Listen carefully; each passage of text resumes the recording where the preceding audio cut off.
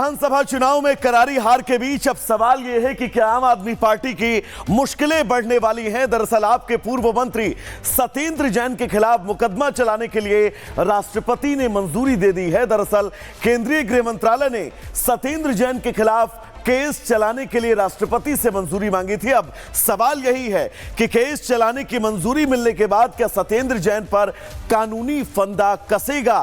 क्या दिल्ली की सत्ता से बेदखल होते ही टीम केजरीवाल पर एक बार फिर से अब गिरफ्तारी की तलवार लटकने वाली है? इस स्पेशल रिपोर्ट पे पूरी खबर बताते हैं। क्या सत्येंद्र जैन की गिरफ्तारी होगी? क्या केजरीवाल की मुश्किलें बढ़ेंगी? मनीष सिसोदिया का अब क्या होगा? घोटाले की फाइल फिर भिजवाएगी जेल?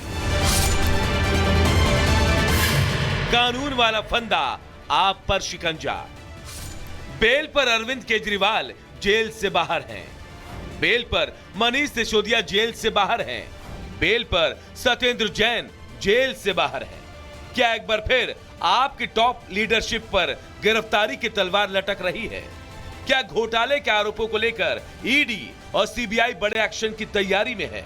इन सवालों की वजह है केंद्रीय गृह मंत्रालय की तरफ से घोटाले के आरोपों को लेकर की गई बड़ी कार्रवाई। ऐसे यूं समझिए, पहले केंद्रीय गृह मंत्रालय ने दिल्ली शराब घोटाले से जुड़े कथित मनी लॉन्ड्रिंग केस में केजरीवाल और मनीष सिसोदिया पर केस चलाने के लिए ईडी को मंजूरी दी। इससे पहले दिल्ली को उपराज्यपाल ने केजरीवाल पर मुकदमा चलाने की मंजूरी दी थी, क्योंकि केजरीवाल ने दिल्ली हाईकोर्ट में याचिका दायर कर कहा था कि उनके खिलाफ ईडी की चार्जशीट अवैध है। सुप्रीम कोर्ट ने अपने आदेश में कहा था कि ईडी को सरकारी कर्मचारियों पर केस चलाने से पहले अनुमति लेनी होगी।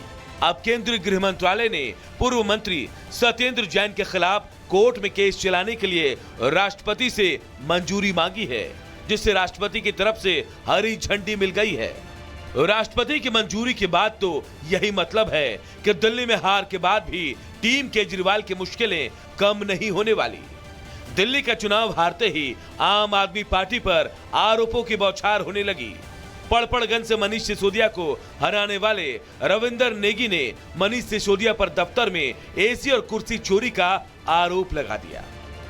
यहाँ पर रविंद्र नेगी ने जो कहा उसकी पड़ताल करने के लिए हम आए हैं, और यहाँ भी अगर आप देखेंगे तो यहाँ भी पुट्टी प्लास्टर का काम यहाँ पर हुआ है। हालांकि पंखे यहाँ पर नजर आते हैं, एसी वेंट यहाँ पर नहीं है इस कमरे में। यहाँ पर एक कमरा और है और इस कमरे में भी उसी तरीके की सफाई चल रही है, क्योंकि अब ये यहाँ पर रविंद्र नेगी बैठेंगे तो ये एसी जो है ये यहाँ से गायब है। कुर्सियाँ तो बिल्कुल हमें नहीं मिली। जो आरोप लगाए जा रहे हैं ये देखना होगा कि इन आरोपों के में क्या सच्चाई है, दावे क्या हैं। इसमें कोई शक नहीं कि केस चलाने की मंजूरी मिलने के बाद आम आदमी पार्टी की मुश्किलें बढ़ने वाली हैं। दरअसल जिन मामलों में आम आदमी पार्टी के नेताओं की गिरफ्तारी हो चुकी है, उन मामलों का ट्रायल अब तेजी से चलेगा। साथ ही घोटाले के नए मामलों को लेकर गिरफ्तारी की तलवार हमेशा लटकती रहेगी। Bureau report, Republic Bharat. तो चलिए आगे बढ़ेंगे। दरअसल दिल्ली विधानसभा चुनाव में शानदार जीत के बीच यह सवाल उठ रहा था कि आखिर कौन मुख्यमंत्री बनेगा दिल्ली का, बीजेपी किसे सत्ता की कमान सौंपेगी। तो आज इस सवालिया निशान पर पूर्ण विराम लगने वाला है और दिल्ली में भाजपा की विधायक दल की बैठक होगी और उसमें विधायक दल का नेता चुना जाएगा। ऐसे में आज उम्मीद है कि सीएम दिल्ली का कौन होगा, वो चेहरा सामने होगा। राज्यपाल से सरकार गठन को लेकर इजाजत मांगी जाएगी और उसके बाद कल रामलीला मैदान में दिल्ली के नए मुख्यमंत्री का शपथ ग्रहण समारोह, जिसको लेकर तैयारियां भी शुरू हो चुकी हैं। लेकिन दिल्ली की कमान बीजेपी किसके हाथ में देगी, यह बड़ा सवाल बना हुआ है। और इन सवालों के बीच शपथ ग्रहण समारोह की तैयारियों की वो तस्वीर भी लगातार हम आपको दिखा रहे हैं। यानी कि बीजेपी की मशीनरी वो नाम तय कर चुकी है। आज विधायक दल की बैठक में वो नाम सबके सामने होगा।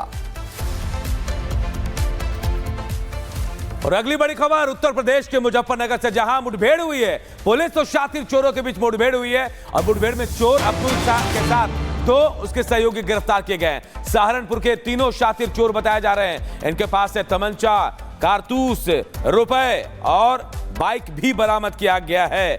मुठभेड़ में जो चोर है अब्दुल, जिसका नाम बताया जा रहा है, उसके साथ 2 और लोगों को गिरफ्तार किया गया है। चोरी के मामले में वांटेड थे और सहारनपुर के रहने वाले हैं तीनों शातिर। तो देखिए, हम तस्वीरें भी आपको दिखा रहे हैं।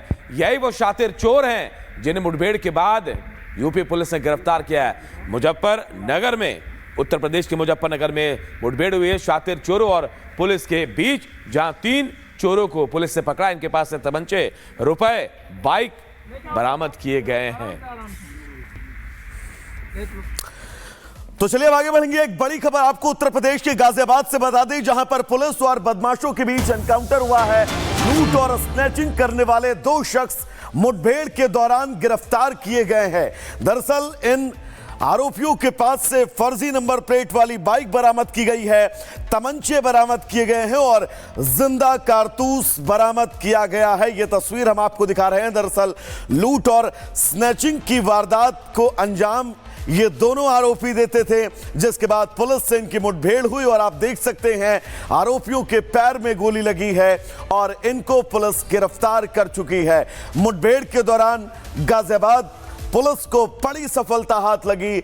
2 चैन स्नैचिंग के आरोपियों को गिरफ्तार किया गया है और ये वो तस्वीर उत्तर प्रदेश में कानून व्यवस्था कितनी मजबूत है, इसकी तस्दीक करती है तस्वीर आपकी टीवी स्क्रीन पर।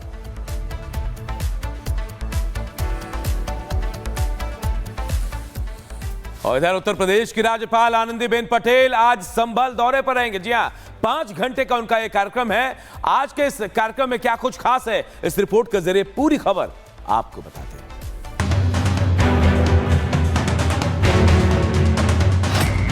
संभल में आज राज्यपाल का दौरा।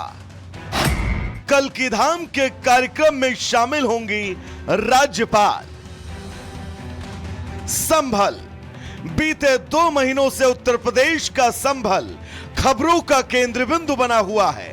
हिंसा के बीच प्रशासन का सख्त एक्शन और उस एक्शन के साथ साथ संभल की जमीन से चीख कर बाहर निकल रहे सनातन के वो सबूत, जिन्हें या तो सत्ता की हनक में या फिर मुस्लिम बाहुबल के दम पर सालों से दबाया गया था। लेकिन आज इन खबरों से परे यूपी की राज्यपाल आनंदीबेन पटेल संभल पहुंच रही हैं, जहां पर उनका लगभग 5 घंटे का कार्यक्रम रहने वाला है। जहां वो संभल के कल्की धाम में पहले स्थापना दिवस कार्यक्रम में शामिल होंगी। ये कार्यक्रम कल्की पीठाधीश्वर प्रमोद कृष्णम के आमंत्रण पर आयोजित किया गया है। साथ ही आनंदीबेन पटेल अपने 2 घंटे स्कूली बच्चों के साथ भी बिताती हुई नजर आएंगी। दरअसल वो 9:30 बजे लखनऊ से संभल के लिए रवाना होंगी। 10:50 पर संभल पहुंचेंगी। 10:55 पर हेलीकॉप्टर स्थल से कार के जरिए 11 बजे कल्की धाम पहुंचेंगी। 11 बजे से 12:20 तक कल्की धाम में रहेंगी। 12:25 से 12:55 तक का समय रिजर्व रहेगा। 1 बजे पीएम श्री इटाइला माफी विद्यालय के लिए कार से रवाना होंगी। 1:30 से 3:30 बजे तक बच्चों के साथ वो समय बिताएंगी और 4 बजे लखनऊ के लिए रवाना हो जाएंगी। संभल में राज्यपाल के इस कार्यक्रम को लेकर तैयारियां पूरी कर ली गई हैं। राज्यपाल के इस कार्यक्रम को लेकर सुरक्षा व्यवस्था भी चाक चौबंद रहने वाली है। हिंदू पुराणों के मुताबिक संभल की ही धरती पर भगवान विष्णु का कल्की अवतार होना है और यही वजह है कि भगवान कल्की का भव्य धाम संभल में बन रहा है। Bureau report, Republic Bharat. तो चलिए गुड मॉर्निंग भारत में आगे बढ़ेंगे और बात मध्य प्रदेश